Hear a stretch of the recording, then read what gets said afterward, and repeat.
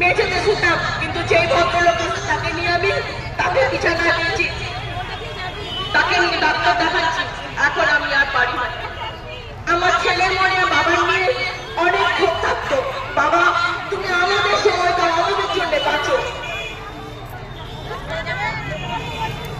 এখন হয়তো বয়স হয়েছে, এখন হয়তো সব কাজ ঠিকঠাক ভাবে চলতে শুরু করেছে, এখন অফিসের অনেক লোকই কাজগুলো সামলে নিচ্ছে। ধন্যবাদ। আর একজন লোক ছেলেকে ধন্যবাদ দেবো, যার নাম প্রসেনজিৎ।